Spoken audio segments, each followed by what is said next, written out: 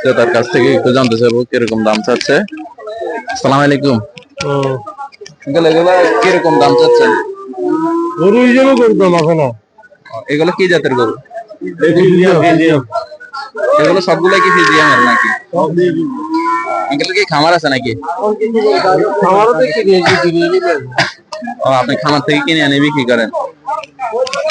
আপনি কি খামার থেকে বিক্রি করে কিনে? খামার থেকে এমনি নিজস্ব কোনো খামার নাই? নিজস্ব আছে দিয়ে হালাত ছোট ছোট কোনো গরু পালার জন্য ইয়ে করেন? ছোট ছোট আছে, বড় আছে। কোন দর্শক যদি আপনার কাছ থেকে গরু কিনতে চায় কিভাবে কিনতে পারবো? হ্যাঁ? দর্শক আপনারা দেখতে পাচ্ছেন উনি নিজস্ব কোনো খামার নাই, বাট উনি নিজে কিনে আনি বিক্রি করে।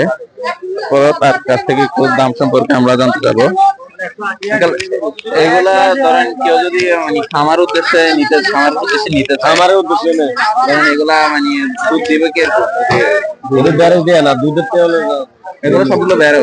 এইসব বেরো ধরেন কেউ যদি 1 বছর পালন করে বিক্রি করে কিরকম মূল্য পাওয়া যাবে?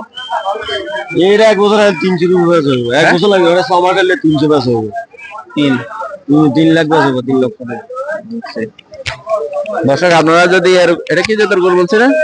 ফিজিয়াম। কেউ যদি এরকম ফিজিয়াম জাতের গরু কিনতে চান তাহলে চন্ডিমুড়া বাজারে আসবেন। আসলে আপনারা এটা পশ্চিম পাশ না দক্ষিণ পাশ?